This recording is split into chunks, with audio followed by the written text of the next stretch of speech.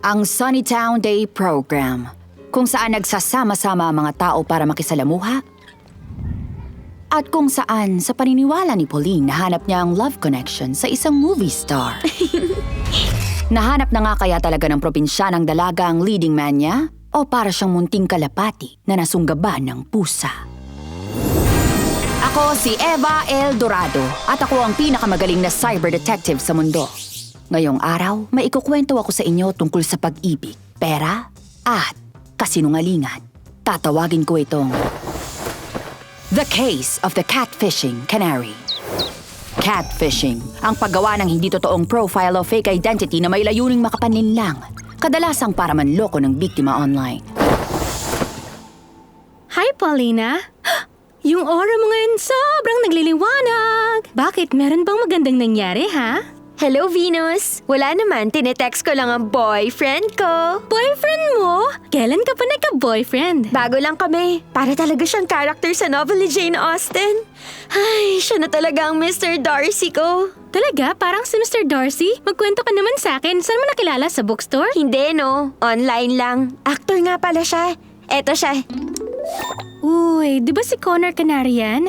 Super sikat na artista kaya siya. At super sweet pa niya. Sobrang lalim ng level ng connection naming dalawa. Gano'ng katagal na pala kayo nag-uusap? 1 week. Pero pakiramdam ko parang ang tagal na. Pakinggan mo to. Girlfriend, laman ka ng isip ko. Love, Sisi. O, di ba ang romantic niya? Oh, pero 1 week? Ang dami naming pagkakapareho. Pareho ang pangalan ng mga first pet namin. Yung favorite animal niya, mascot ng dating school ko. At pareho kaming lumaki sa streets na pinangalan sa mga puno. Diba? Parang ang galing naman ng pagkakataon. Sa madilim na mundo ng cybercrime, tawag namin sa mga pagkakataon ay mga flag. Mukhang napapansin na ni Venus ang tinatawag namin sa biz na yellow flags. Mga bagay na bago mo makita ang red flag, isang A-list actor sa isang libreng online dating site? Ang mga ganong pagkakataon para yatang mga sagot sa mga security question. Pagdating sa cyberlove, ang mga bagay at tao, hindi gaya ng akala mo. Matutulungan kaya ni Venus si Paulina mapansin ang flags bago pa madurog ang puso niya? O mas masaklap pa? Paulina, alam ko naman na sa'yo, super exciting nito. Huwag ka mag-alala sa akin, Venus. Nag-iingat naman ako. Mamayang gabi, magkikita kami sa public, sa restaurant. Ay, siguradong perfect ang gabi namin na to. Huh? May problema ba? Naku, kailangan mag-cancel ni Connor. May sakit daw ang mom niya. Siyempre naman, tutulungan kita, my love. Tutulungan saan? Ayun, kailangan daw niya makahiram ng pera agad para sa gamot ng mom niya. Pupunta na ako ng bank para isend yun. Paulina, sandali! Bakit ikaw magbabayad sa gamot ng mom ng isang successful na movie star? Sigurado ka ba talagang siya si Connor Canary? Siyempre naman, siya talaga yun. Sa tingin ko. Pero paano ba ako makakasiguro? Magandang tanong yan. Simulan muna natin sa simpleng pag-search online. So, sabi sa favorite movie site ko, nasa Romania raw si Connor Canary nagsushoot ng movie. Nasa Romania siya? At patay na rin ang mom niya. Nasa 5 taon na.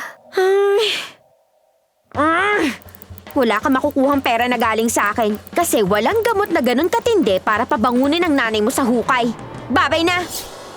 Hindi na ako gagamit ng dating sites ulit. Hindi dahil may masasamang tao na tulad niya, hindi na gumagana ang mga dating app. Dapat lang alam mo kung paano to gamitin ng tama. Bawasan natin ang search filters mo. Doon ka sa mga taong malapit lang sa'yo. At mag-ingat ka sa pag-share ng personal infos mo sa profile. Bawal ang address at mga phone number. Oh, dapat mahilig magbasa ng libro. Ayos yan! Tingnan nga natin. Uy, si Byron! Kilala ko siya. Siya yung may-ari ng pet shop sa tabi ng bookstore. Sobrang bait niya. Para siyang si Dr. Dolittle. Uy, doktor pala siya. Ang bongga! Tingnan nga natin kung match. Paborito kong libro? Parang ang hirap nun ah. Medyo luma na to pero gustong-gusto ko talaga. Dr. Dolittle. Gusto ko rin yung librong yun. Sino paborito mong karakter? Mukhang nakahanap na si Paulina ng tunay niyang leading man.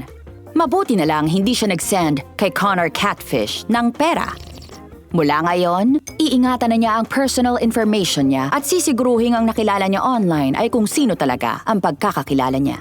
Kaya kung sa tingin mo na scam ka o di sigurado kung ang isang bagay ay totoo, kumausap ng pinagkakatiwalaan, service coordinator mo o provider mo at hingi ng opinion nila. Mas maraming mata sa kaso, mas mabuti.